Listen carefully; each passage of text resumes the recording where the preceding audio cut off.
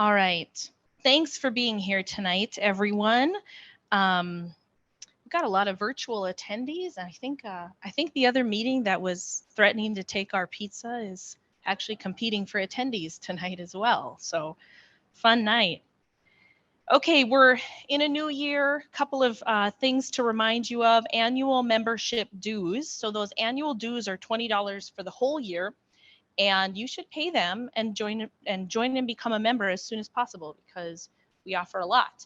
And if you want to do that tonight, Adam over here is the guy who will take your $20 and get you signed up and down. That is how you get this magic thing that happens when we sign you in, and then we tell your licensing people that you were here and you get the training credit for this evening is your membership. That's how all that magic happens. Couple of things too to let you guys know about. Leslie Reisenhower did post something out in the Facebook group gathering some feedback about things that foster parents are concerned about, care about. Just legislative session is going on right now, so I think it's part of that effort. She can confirm or deny that. I can see her head. I don't know if it's shaking on the screen right now. So feel free to go through that form and submit some feedback for her and other people who are paying attention to those bills that are coming through that might impact foster kids, foster parents, and all of that. New officers. So you might have seen the announcement, new officers elected. So Adam's our new treasurer over here. Paige, our new vice president, back here. So welcome them, get to know them. They're making all the magic happen. Amber's so excited to be done. And that does not reflect that it sucks to be an officer. That just reflects 2 years of service and excitement to move on to Haven Hills things, which I'm going to talk about at the end when it makes more sense. Okay, one other thing that I want to mention. If you at all want to be a part of helping to kind of set up, tear down, welcome people on evenings, some nights it just gets to be a little hectic if we have a little hiccup in our technical setup or anything. So extra hands to help with that is always appreciated. You can do it once, you can do it every month, whenever you're here, whatever makes sense. But we would definitely welcome a lower commitment. You don't have to become an officer, but you could help make meetings successful. And then last year we started a new thing where we didn't just eat pizza every month. We had some great businesses and organizations and local churches sponsor meals and provide really great food. So it wasn't pizza every month, although we know your kids like the pizza every month. We don't, right? Aren't you so sick of pizza? I am. And what am I going to do when I don't feel like cooking? So if you are part of a church, part of a business, part of an organization that you think would like to sponsor a meal, it can be like, hey, we're going to hand you some money and you guys go buy the food, or we're going to make a meal. I'm recovering from something. This cough won't go away. We'll make a meal. You know, they can coordinate it all. We can be involved. They can be involved, whatever. Like somebody can make it and bring it in. They can have it catered in, whatever they want to do. The options are endless if they're willing to feed us. And so if you want to talk about that, we'll put some stuff out on the Facebook page to give you more information and an opportunity to comment on that, but definitely let us know. I think that's all. We've got a great lineup for tonight. Paige has organized this. She's part of the lineup for tonight. So Paige, I'm going to let you do introductions if you guys want to come up here. Thank you. You better be close, right? Sure. No, block out your pictures though. All right. It's great to be here. And yes, I'm Paige Cary, new vice president. And tonight's topic is something that's very close to my heart. When we first started doing foster care 5 years ago, one of probably my greatest concern was my biological kids, the impact it would have on them and the things that they could go through being part of a foster family. So tonight we're calling them your forever kids. So whether it's adopted or biological, these are the kids that are legally yours in your home, for better, for worse, forever, and the impact that it has on them. So funny story, when we first started doing foster care, I told a friend about it and she said, well, do you get to keep your own kids? And I was like, what? And she's like, well, when you get these new kids, do your other kids go somewhere? I said, no, it's not an exchange program. Like, we're not exchanging kids. You just add to your family. And she's like, okay, which proved to me how little some people know about the foster care system. But anyway, so it was kind of funny, but our second placement, her words kind of came back in not such a funny way. It was a very difficult placement. And my girls were 9 and 8 at the time. And they came to my husband and I one night and they said, either the caseworker comes and gets him or she comes and gets us. Like, we will enter the foster care system to get out of this. And I remember just feeling like, oh my goodness, like my kids would rather take a chance on an unknown family than they would stay in with this kid that was making their lives miserable. And I started thinking, am I doing anything good if I've got 3 miserable kids and I'm trying to help one? Like, mathematically, is this making any sense? And so I really started working very hard to try to make my kids, my biological kids, my forever kids, part of the team that is our foster home. And I learned a couple things, but I've also learned, I believe, in our foster care system, that there's not a lot of support for our forever kids. There's support for us. We're required to have training. We get books to read. We can watch videos. And there's hopefully support for the foster kids to help them with their needs. But there just doesn't seem to be a lot of resources for the kids that are already in our home that often bear the brunt of a lot of behavior and issues that come up. So this is a topic that I feel strongly about. And when I started thinking about someone who could talk about this topic, I thought of my friend Hannah. Hannah Fisher, I think I've known you for about 10 years now. And she is from a long time foster home. And her mom has actually been my foster care mentor for a couple years now. She's amazing and a super big help. So she's got tons of experience, plus her degree and her background and stuff and career really has made it clear she has a heart for kids. And so I'd just like to introduce Hannah Fisher. She's all the way from Jamestown. We brought her in from Jamestown tonight, so I'm so glad she could make it. And let's go ahead and introduce yourself, a little bit about your family right now, career, education, whatever you want to share. Okay, do you want me to start with my immediate family or like the family I grew, my family? Start with your. Okay, so I'm Hannah. I am married for 13 years and I have 3 kids. They are in the other room. We have a couple of pictures, yeah. So yes, these are my 2 older kids, Thane, who is 5, and Nessie, who just turned 4 last week. And this was a little bit ago. And this is little Typhon, who will celebrate 4 months this month. So that was a couple weeks ago. And then here, so I'll back up here. So that's my family unit. And then growing up, I have 1 older biological brother and 11 younger adopted siblings. And I don't even know if I have a solid number of how many foster kids came in and out of my parents' home. I know it's over 100, but as far as the total number, 11 of them got to stay. So this first photo here is our celebrating our first adoption with 2 siblings. So I'm the one over here, and yes, we had coordinated our outfits. Those are lovely. Oh, so these are my parents, Kevin and Annette, and they have done foster care since I was about 5, 6 years old. And so this was our first adoption. My brother Daniel, and my sister Abby. And my older brother is Josiah in the back. So we got to take a picture with the judge in his office. And the other photos are a couple other adoptions. So this was when we had adopted 3 more, and then we were finalizing the adoption of 2 more.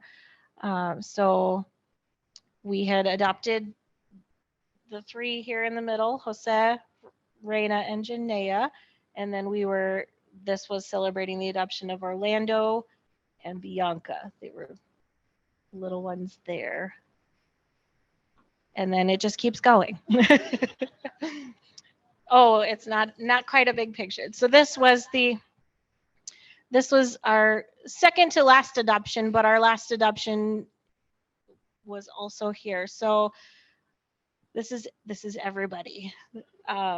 So like I said, my older brother and I, Josiah, and then we adopted Abby and Daniel, who were brother and sister. We adopted them together, and then we adopted another sibling group, Jose, Reina, and Janaea, and then Orlando and Bianca we adopted together, and then Cadence, Honesty, and Gracious we adopted them together, and then had placement of their younger brother, who we adopted the year later. And so Joel, who is the youngest, my youngest brother, is 4, so he is younger than his nephew Thane, which has been fun.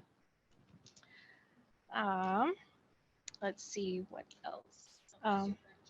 Okay, so yes, so I graduated from Trinity Bible College in Ellendale in 2010. To think back, just with a biblical studies degree, which is kind of like their general degree. And then I went on to get my master's in child psychology in 2013. And I kind of toyed around with what I wanted to do with that as far as what I wanted to use my degree for. At the time, I had been able to use my degree to get a good job working with the Ann Carlson Center. I worked with Easter Seals, and I was also a preschool therapist for a short while.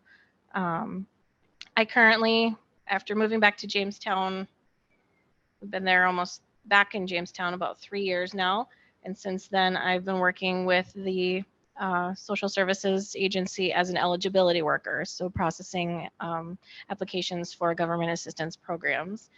We work very closely with the foster care licensing and child protection, and I couldn't be happier. There's a lot of changes going on in the office right now, but it's definitely a very rewarding place that I've always kind of been in that field, and I think it's a good fit.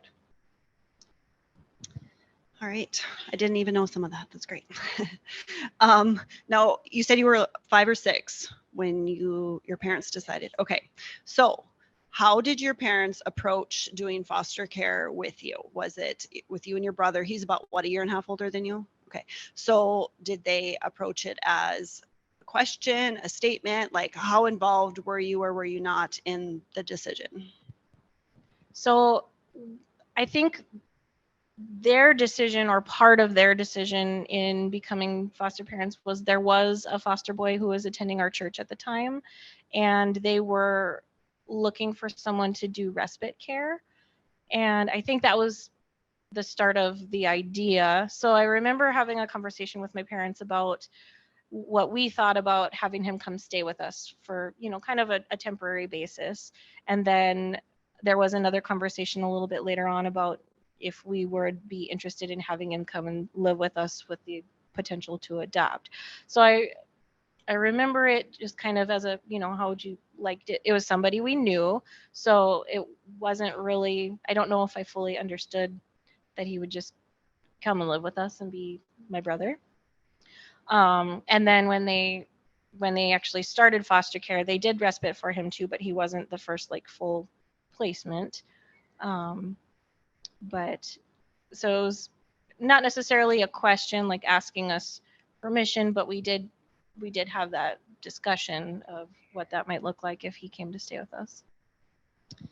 All right. And then what was the first placement, or maybe the first couple placements, like for you? I believe I know what one of your first placements was, but I'm not sure. So just kind of that first placement, how did you and your brother handle it? Like, what were your kind of thoughts and feelings when you actually had your first foster placement? So the first placement was a little boy. I think he was about 3 or 4 years old. And I remember always describing him as a very angry little boy. And recently, the more I think about that, it's like, I get that he had so many emotions, and, being 3 and 4 years old, there's a lot going on, I don't even know the full situation. We didn't get a lot of the details, and I don't remember them because I was too little. But in in acknowledging that he was just an angry little boy, it was hard. There were lots of tantrums and lots of meltdowns, which is typical for his age, but also because of just everything that's going on, that he must have been dealing with, that I don't even think I would have even thought about until now as an adult looking back. But I remember my dad just would hold him. He would have like these big meltdowns, and my dad would just kind of give him this big, bear hug and just help him try to calm down. And he would talk to him, and he would sing to him, and you'd just eventually see this little boy who was just fighting so hard to just let all of that anger out, and then just see him, like melt in my dad's arms and just kind of, settle in and be calm. And a lot of the, not all the placements were like that, but it is very memorable. So it was a good reminder of, that they're going through a lot. And again, this was stuff that I kind of recognized as I grew older, not at the time. So what ages did your parents take, and how often do you have placements once they started? You guys were living first in Washington State and then New Mexico and stuff. So you were in other states. Like, did you have placements with you quite often? I believe our second actual placement when we were in Washington was Abby and Daniel. So then we adopted them, and we didn't take in other foster kids during the time that we lived there. So then when we moved to New Mexico, we did a lot of emergency placements. And so there were a number of kids. There was one I think it was a long weekend where we had like 7 extra kids come into the house, and their ages range. We've had babies come through all the way up through 17-year-olds, and just kind of different times throughout the process. The majority of the time, I think my parents tried to avoid a lot of older kids, like older than my brother and I. As we got older, they allowed, kind of that age range to get older, but I don't think they started taking a lot of teens for more than like a day or two. Emergency situations are different, but if we knew it was a long-term placement, I think they tried to keep them younger than us as the oldest kids, just so there weren't any, well, it would be relatable. And yeah. So this wasn't on my questions, but do you mind talking a little bit about Abby's placement? I think she would be okay with it. So her sister Abby, the first one that they adopted, is now my sister-in-law. She's married to my brother. And it's kind of neat because I don't think she'd mind me saying this, but she was one of their more challenging placements. Her mom has told me before that if all the rest of them would have been like this, we never would have kept going. And it's amazing because I never knew her as a kid. I only know her as an adult. And she's an amazing sister-in-law, an amazing mom, an amazing wife. And sometimes when my kids are struggling with one of the kids in our home, I'll be like, remember your Aunt Abby. Like, we might have an Aunt Abby in our house right now, that someone gave her a chance and they loved on her, even though it wasn't easy, that they loved on her. And she is such an amazing adult now. And so I'm just throwing that little side in. We also have that connection. So if you want to talk about Abby at all. Sure. So Abby and I did not get along. She's about 5 years younger than I am, and she would agree we probably hated each other. And I was okay with the idea at first, but then we started to butt heads. And I do remember around the time when we were moving towards adoption, I think I was against it and just really struggled. She was challenging, and she had a little bit of a temper on her as well, and she was very good at pushing buttons and provoking and things. And she was also very good at manipulating people, just knew the right words to say to get you to feel sorry for her, that kind of thing. And she would do things to just drive me up a wall.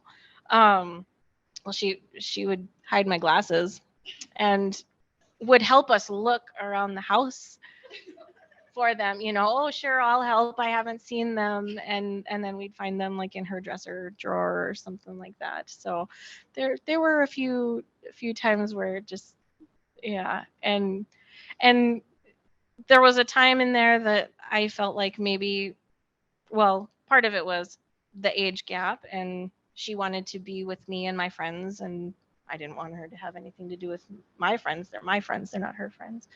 And then as I got a little older, I thought maybe could try to reach out a little bit more when I was, 16-ish, something like that. And then my mom's like, well, she's, I don't want her to be hanging out with you while you're just talking about boys and, all that, the age gap stuff. So we didn't really reconnect until both of us were more into adulthood. And again, just watching, the changes that she has gone through and the growth that she has made into the woman that she is now. I mean, it is a night and day difference from the little girl that I used to argue with, and she would, so I would say she is definitely one of my closest friends now, and just a great encourager and a wonderful mom and just amazing person. So yeah, it is a night and day difference. And I know there was a lot of hard work and dedication that went into just, sometimes she just had to be my mom's shadow. Just she couldn't go anywhere, had to earn a lot of privileges, and had to, really work through a lot of those challenges.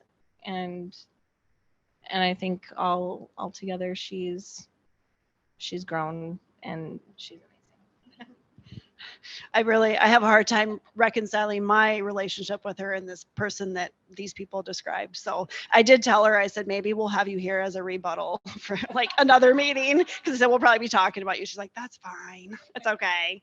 But it does help me to remember, like, we're raising future adults too. So did your initial attitude or feelings change? So you started out with just like, oh, this little boy's going to come stay with us, to, okay, they're coming. Some of them are staying. Like, some of them are not very nice to me. I can't find my glasses. Did your feelings change at all as you continued and you're growing up yourself? Like, how did things change at all for you? I think that kind of depends on the type of situation we were in, because we had some kids that stayed longer with the intent of them maybe staying forever, and some of them didn't work out like we had thought. So developing an attachment to these kids who I thought were going to be my forever brother and sister ended up, not, whether that's because they went back home or because they went to a different placement.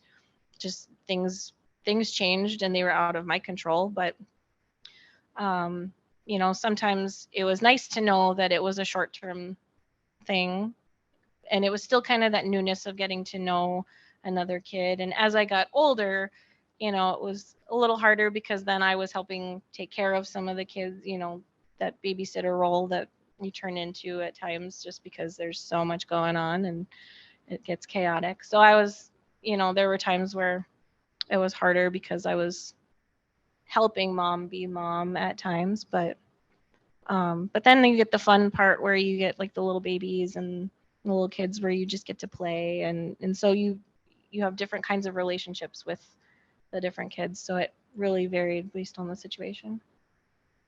That was kind of my next question, like some of the hardest parts. And I hadn't even really thought about that as far as saying goodbye. I mean, I've had a couple where my kids are looking out the window and bawling as this baby leaves. And I mean, it's only been 5 days. I'm like, oh my goodness, what's going to happen when it's, a year or more?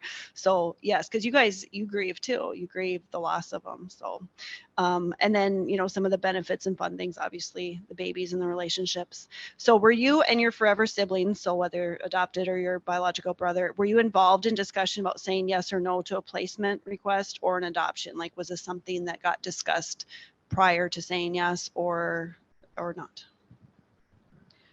I want to say as I got older, I remember more of those conversations. When I was younger, maybe not as much, which makes sense, because when I'm 7, 8, 9 years old, it's hard to weigh, that kind of a decision. As I got older, there were some, I mean, the emergency placements, if they knew it was going to be temporary or a little bit longer term, those ones usually were like, okay, do you think we can handle a couple of months, with just what that would look like based on their ages and things like that. The adoptions, that was more of a conversation that we had. I do remember that my parents wanted to know, how we felt. And even if we had some questions at times, if, ultimately they really felt like this was what was best for them and for us as a family, and this was the direction we were going, try to help us as much as they could in making that decision. But I know there were times where we did get to raise some of our concerns. So there was a time, I think one of the hardest times for me, I mean, as I got older, I went to college and my parents continued to bring in kids. They were younger and younger, so I wasn't as close to them. So the last couple of were even the most recent placements with my siblings, that are adopted now, we're still building that relationship because I had already started my own life. I wasn't living at home, so we're still building some of that now. But one of the hardest things for me was, as an adult, my husband and I were starting to talk about kids and things like that. And I was like, okay, I'm ready to move into this next stage of my life. My parents need to be ready to move with me and become grandparents. And so, it would still be another couple years before my kids came around. So that would have been, maybe 7 years ago when I started having these feelings of, I'm ready to move on. Are you? And they weren't. They and that's they did. They kept coming. So I do remember having that conversation, and I struggled not only because I wasn't as close physically, so we didn't have that closeness. So I felt a little distant from their situation and everything, but I also wanted my mom to be there when it was time for me to be a mom, to kind of just naturally keep changing. So I had to deal with some of that and adapt. And like I said, my youngest brother is the same age as my kids, so they're built-in best friends. Like, I couldn't imagine what it would be like without him.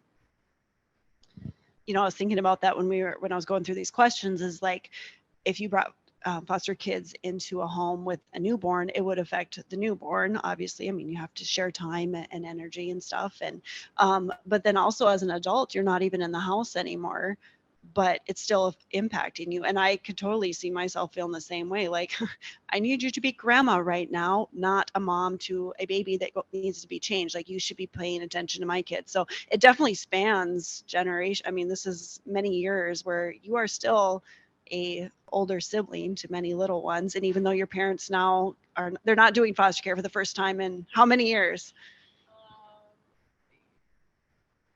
27 years. And it's only because they've adopted so many they can't. It's not because they don't want to. So it made me really think about just the long term too, like how old my kids are, but that their challenges will come differently as they get older too. So it's a good thing to think about. So in hindsight, and with your education and training, what are some things that maybe could have been done differently to better support the forever kids in your home as you were growing up? Now, I think all of us as parents can look back and be like, hindsight's 2020. We screwed up in some ways, and your parents would be the first to say that too. But just what are some things you felt could have made things easier for you and your siblings? I would probably say maybe some like counseling for us kids, not just my older brother and I, but the other kids as they were brought in and adopted. I know some of my siblings, are still attending counseling now, but that wasn't as big of a thing younger. Like I think people are realizing more and more and more the benefits of getting that extra help with counseling. And I don't know if my parents were necessarily against it in their earlier days, but again, looking back, I think that would have been helpful for me personally, and maybe me and my sister to kind of work through some of our issues. But then just as like a family as a whole, just that big communication piece. And like I said, we did have conversations, but there were things that I don't know were always resolved that maybe could have used a little extra help. And then just what were some things your family did well in supporting their forever kids? Like, what are some things you feel like, yep, they did. That would be what I would want to do too. That was a good decision. I would say, and I guess I can't speak for all of my siblings, but I would say that they would feel like we were all on the same plane. There was no favoritism. Well, my dad tells all of us that we're the favorite. So we have to decide amongst ourselves, what he means. But, I always felt like and that's how it should be. You don't have any difference whether they're here for just a few days or whether they're here for the long haul. They're your family. And so, and sorry, I lost my train of thought. Another good thing is just seeing my mom, having conversations with her now and hearing her heart, like going back and just hearing her stories of how she felt at times when she knew that she needed to do, like, to bring in another family or anything like that.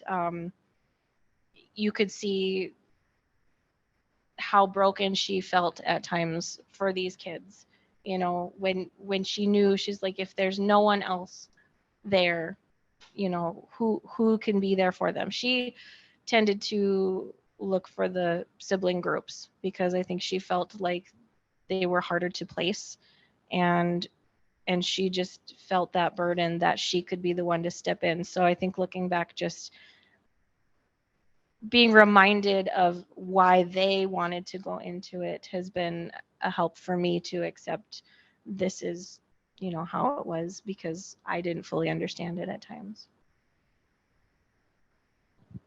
And then my next question was just like, as a teen and young adult, how it impacted you. And we kind of talked about, as a young adult, but as you got older, was it easier to understand the why behind what they were doing instead of just, I don't know why we're doing this? Like, did that help you at all? Yeah. And later on, there were a few placements that were, again, kids that we knew from, like, they had come to our church youth group or other programs or things. So understanding that they were in a situation that we could help, temporarily or whatever the case was, just knowing that it made a difference, and then seeing them after they had left to go back home or where they went, to see the change and to know that during that time that they were with us, it did make a difference, and they were able to say that too. So there were some connections, sometimes when the other kids would go away, we lost contact, and then there were others where you kind of had a little reminder of, hey, we did a good thing, that was important for them. This wasn't on my questions, but I just thought of it. Were there any resources or, books or things, training at all that your parents shared with you guys to help you try to understand, like, say, trauma? Like, I've tried to explain trauma to my kids. Like, is that something your parents did at all? Did they take any of their training and try to translate it into more of a kid-friendly thing so that, like, you and your, siblings could understand? Some, like, just in conversations, I mean, even just as a mom, calling my mom up and asking for, how do you handle a situation with my kids and they're having issues expressing emotions or things like that, may not be as on a deeper level, but, bringing all that back and just kind of going through the things that she learned. I guess what stuck out in my mind with that question is when my brother Daniel was little, he was nonverbal for quite a while and had to have additional therapies. And his story actually is pretty amazing, because he went through a huge traumatic thing when he was very small, and medically, they said that he would probably be dependent his whole life, and he does have some issues now as an adult, but when they said that he probably wouldn't be talking full sentences, and how, he talks quite a bit, you can't get him to stop. And so I know with him having more intense therapies, one of the things that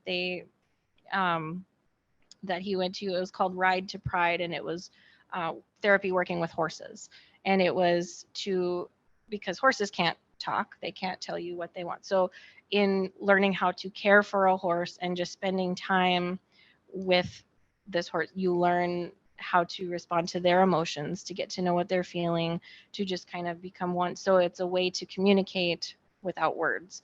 And so that, when I would go with, it was always really interesting to watch how they interacted and to see kind of what you could benefit from horses and from what they have to teach us.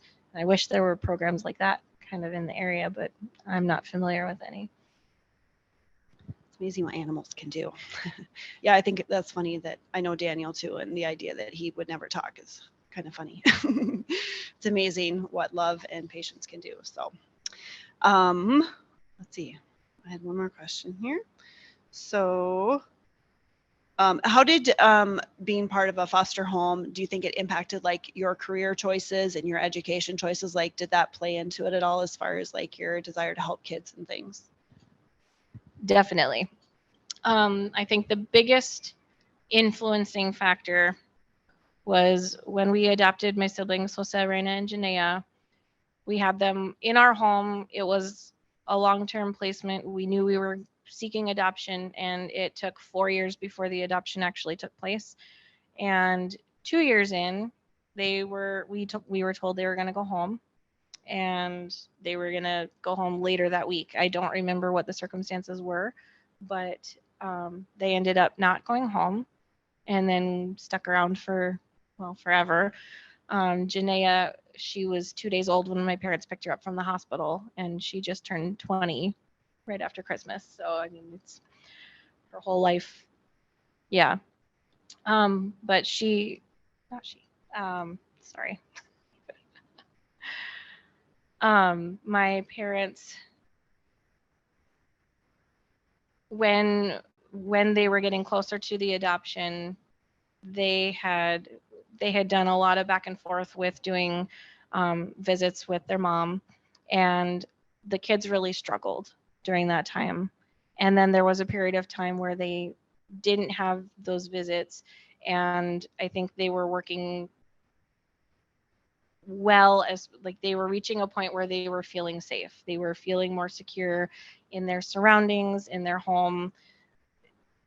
We were able to provide that for them. And then when they decided to go back to parental visits, you could just see it kind of tipped their world upside down again. And in trying to support them, we had therapists that would come to our home. And near the end, it took several of those therapists, speech therapists, occupational therapists, to submit their observations to the judge so that they could say it is currently not beneficial, and they were moving towards termination of parental rights at that time. So it took like that extra push from an outside source who came in and could see that, I come in, like they would come in and they would just know, did they have a visit recently? You can just tell that they're struggling on a much larger level than they normally would. And every time they would go to a visit, it would kind of set them back. So that professional outside source was really the push that got them what was needed so that they could continue to grow and be safe in our home as we were moving towards adoption. So when I went back to school, I chose child psychology, and I wasn't quite sure what I wanted to do with that. And I've had opportunities to work with, like, even more closely with like the foster care licensing and child protection and things like that. But I think with the closest that I've had all my life through this, I also realized that it wouldn't be the right fit for me to be in that position, because I know what it's like to receive a child that's been removed from a home, to have to kind of know what that's like, working through those challenges and all the confusion and emotions, that I don't think I have the heart to be on the other side that has to go get them.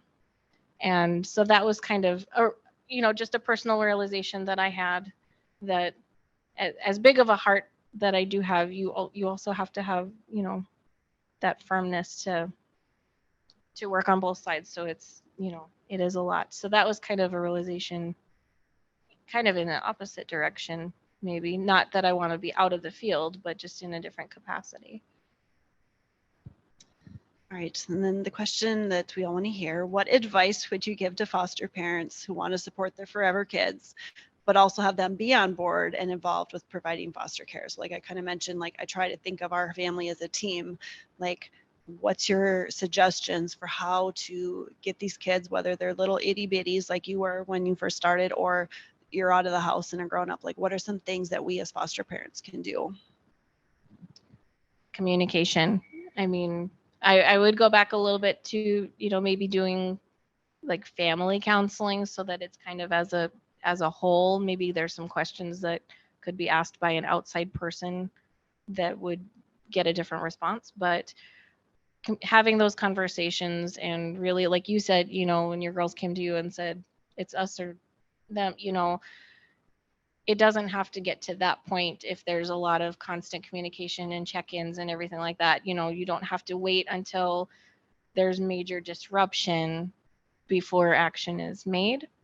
And, there were some placements that we had some struggle with that maybe as we were older, we would have spoken up sooner about. But if my parents had maybe taken that step to just keep that communication line open with us kids and just say, how are things going? How can we support you? I don't know that while the communication was there, I don't know that they sought out other ways to be there other than just, working through it. So just communication.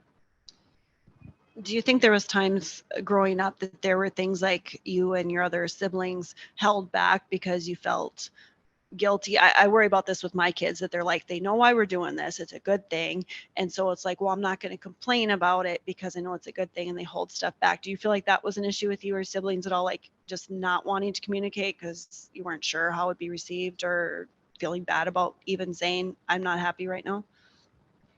I think there is some element to that, and I don't know how my other siblings have felt. Well, the last before they stopped doing foster care altogether, I think there were a couple of times where my sisters were a little more vocal, where they felt like it was time for my parents to be done, just like I had reached that point, when I was ready to start my own family.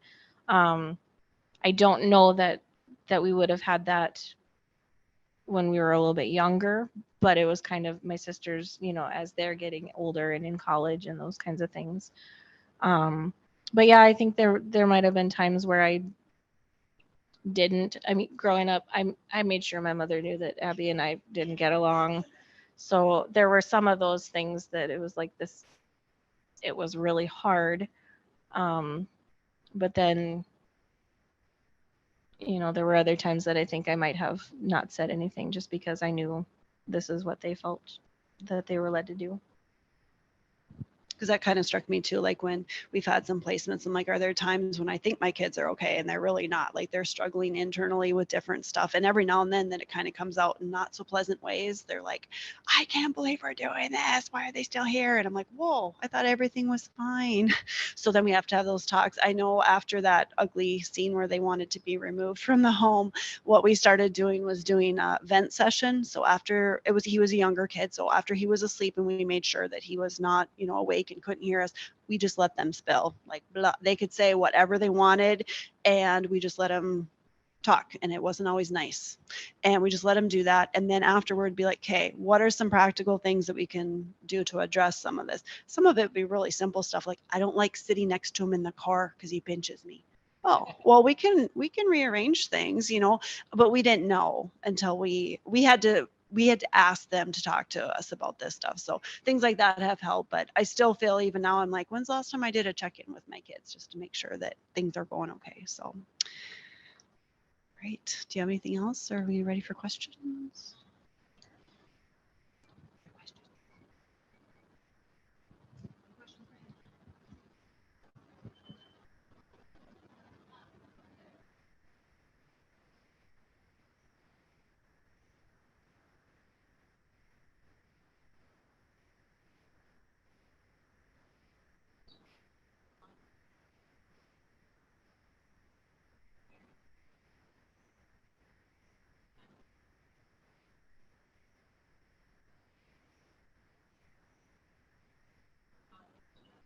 Mhm.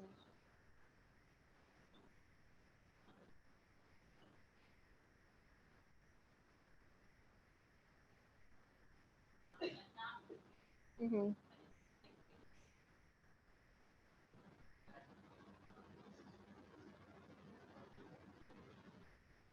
Mhm. Mhm. Mhm. So, is there any way that you can maybe incorporate, I think if he's acting out, he's having these feelings of not getting the attention. Are there ways to be proactive that you can say, we're going to spend some time to focus on you so that he gets that reassurance and that feeling of safety, and have, me time, where he doesn't feel like he has to compete.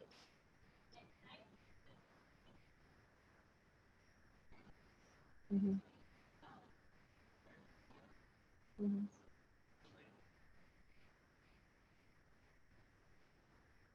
Mhm.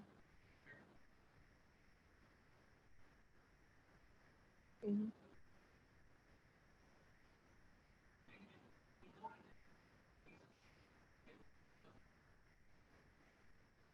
Mhm.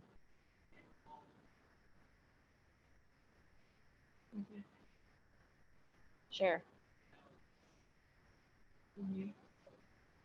Are there things that they do together that they can do well at, like activities that they can do together to kind of develop their bond?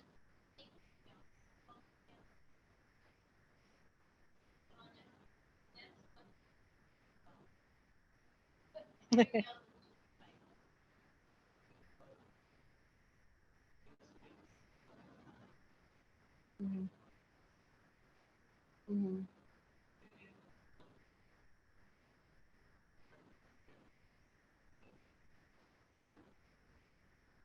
Mhm. Mhm. Mhm. It, it's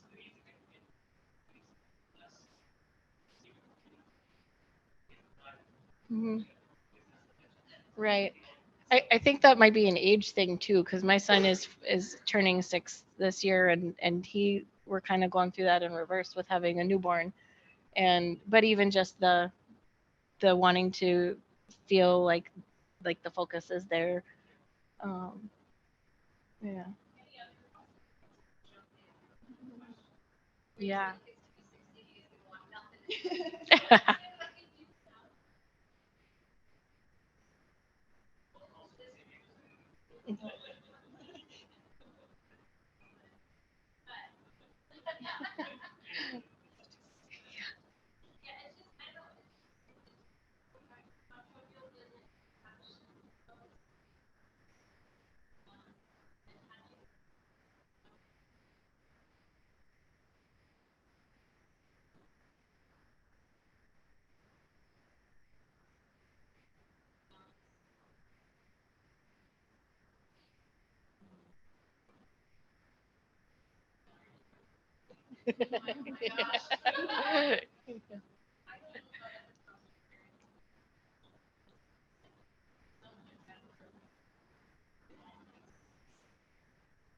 Mm.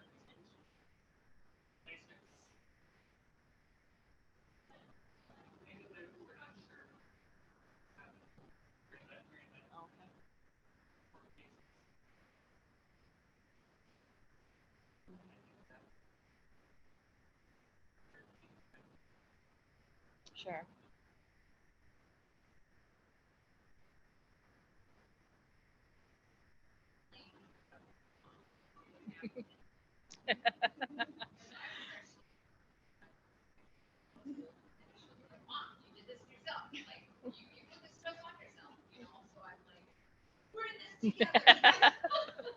Yep, yep. Well, and there were times where I felt like we could separate ourselves. We did have to share a room for a little while, but then I ended up moving into my brother's room, and so that Abby could kind of have her own space, and she, yeah, had some, well, she also had some like property destruction issues and things too, we dealt with. So I remember for a while she just, she had to kind of earn privacy and earn, she had a sleeping bag and a pillow and kind of worked her way back up to taking care of belongings and things and stuff. And some of that was hard. So yeah, I think there were times that I would say, Mom, why is this happening? But I'm going to stay out of it. She can be your shadow. She can follow you. You can do whatever you need to do, and I'll just go, find another place to hide out. And So knowing your brother, your biological brother, you two have very different personalities. Like you're very different, and he's older, so he's kind of got the oldest kid thing going on. But would you guys, if he were here, would you say he has a different memories or different struggles that he had and positives? I'm just thinking about just the kids' personalities and how they impact, like just from what you know of your brother maybe talking to you or something, would you say that he has had some different challenges or different benefits than you did? so one of the things that I've noticed, like as we got older, is kind of his babysitting style was very different than my babysitting style. So if my parents left him in charge, he would just kind of, like, this is what it is, and he would kind of delegate and just be like rah rah rah rah, and not necessarily the best nurturer and help. And I don't know if that's a boy girl thing, like, yeah, that's true. So he would probably be one to maybe get frustrated easier, or when it got to the point of frustration, he would probably blow up more and get upset with my parents and everything, rather than keep it to yourself. I think maybe I would have kept things more to myself than he would. He would have probably been more vocal, but I don't really remember a lot of times where he spoke out much. And then, being a couple years older, he left the house a little bit earlier and didn't have as much connection. So I don't know if he would say that it would be harder for him with the younger siblings to connect now because he just wasn't around as much.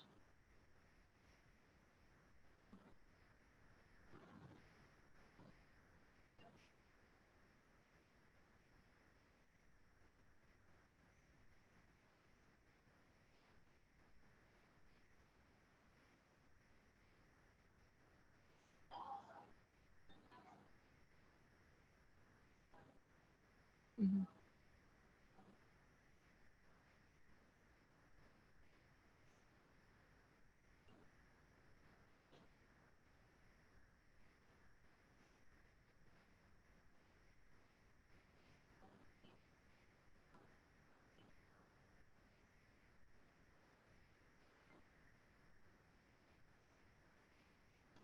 I think, well, we, oh, my driving test was in a 15-passenger van. So, yeah. Um, we, yeah, I mean, there were times where we didn't necessarily get to do all the fun, Disney vacations and things like that. Our family vacation every year was to go camping as a family, sometimes just in a tent. I don't know why, well, multiple tents. When they upgraded to a camper, that was probably the best. And now we're like camper and multiple tents, and still a lot. And we love camping. We love doing those kinds of things, but there were, other things that were harder that I felt like we maybe missed out on a little bit. But as I got older, I remember thinking back, someone had asked me, how often I got in trouble and got grounded and things like that. And my mom would remind me that I didn't really have much of a life to get grounded from. So, so even though, the family didn't go out and do many things, I don't know that I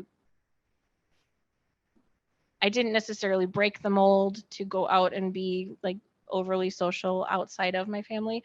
My family pretty much is my social life, and I guess it's always been that way.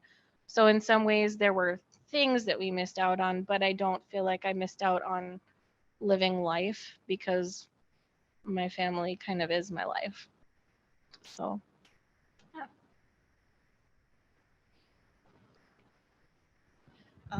I was texting Hannah's mom before Christmas, and I said, you know, this year's so different. We moved to Bismarck, and we've got, you know, we actually have 4 foster kids right now and our 3 biological. And I said, everything's just so different. And I said, I'm struggling with traditions. And she texted me back and she said, we don't really do traditions anymore. She said, each year is unique and special, because she said, you never know who's going to be here. Like each Christmas, I suppose, was different. You had all new kids or not, you know, different kids there. And it really kind of struck me. And at first it kind of bothered me. I'm like, I want my traditions. And instead I was like, you know what? So I asked one of our little girl that's with us right now. And I said, what are some things you did at Christmas in your former foster home? And so she started telling me some of the things they did, like with how they handed out gifts. And I was like, we could do that. We could totally do that. So we actually ended up incorporating some of her traditions from her previous home into ours. And I was like, this could be cool. Like our tradition is not having a tradition, that we can come up with something new each year. So, but I think Hannah's mom does a really good job of that and making things really special and making it feel like the kids are, I mean, yeah, they're home a lot because you can't go out with that many, or because of the behaviors and the issues, because we run into that too. But just to really make home life and, you know, camping trips or whatever really special and memory making. Yeah, I don't think we really had, thinking back with my own family, like with the tradition thing, it's like, what did we do? So I have to kind of come up with my own. So that's kind of interesting too.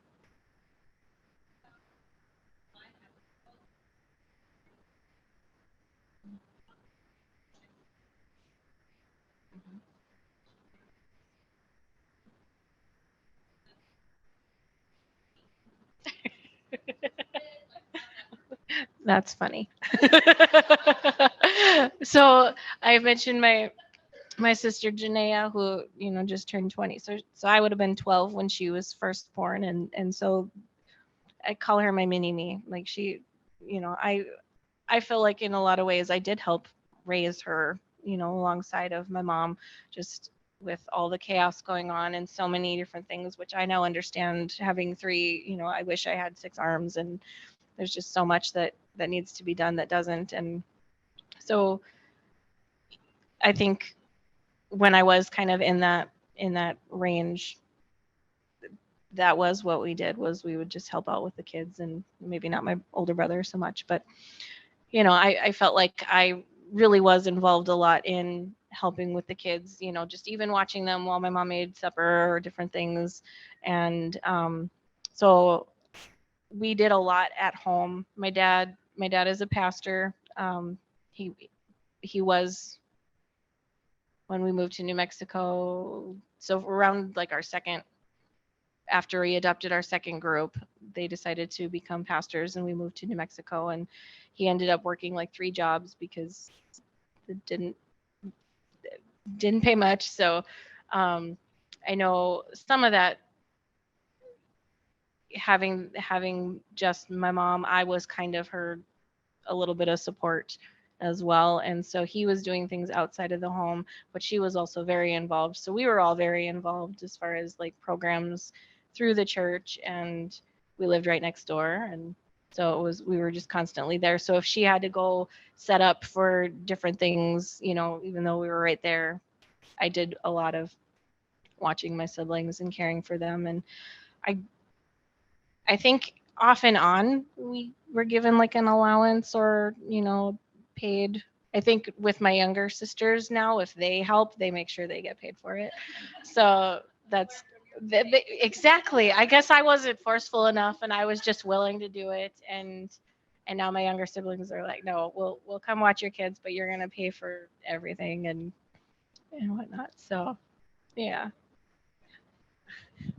We did start reimbursing our biological kids when we have foster placements, if they're little, if they're like their age and they're playing together. Like we don't do that, but I do actually pay my kids when we have placements, just assuming that they're helping. If they stop helping or not being helpful, then they don't get that money at the end of the week, but I do pay my kids. It's helped. I don't know.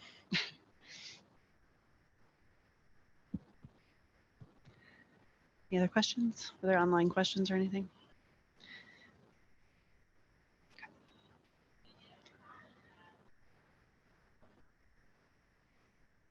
Good to know. in Mandan.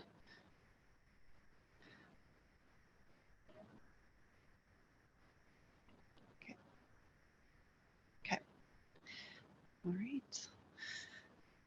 Well, hopefully this has been helpful, and I just feel like the more we can support our family units, the stronger we'll be to be able to help the kids coming into our home too. Because if we're dealing with stuff, you know, with our family units, it's going to be hard to take in kids that need some extra love and help too. So, Hannah, you have impacted the lives of many, many kids, and I'm sure there are kids out there, and you probably don't even remember them, but that they are, they remember you, and they remember the love that you gave them and stuff. So don't ever discount that. So thank you so much for coming to all the way from Jamestown tonight. We really appreciate it. So thank you.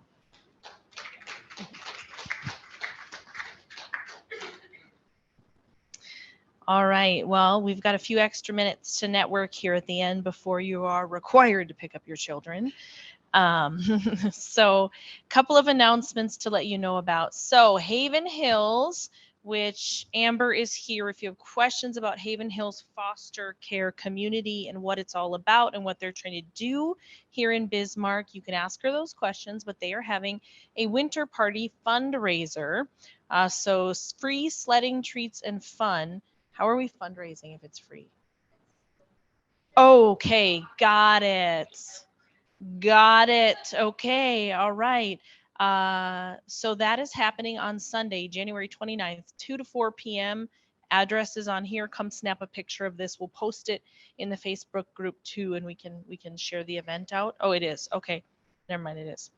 So it's out there. Get the information there. Next month, we meet the second Tuesday of every month. Second Tuesday of February is Valentine's Day, and we're not going to meet that day.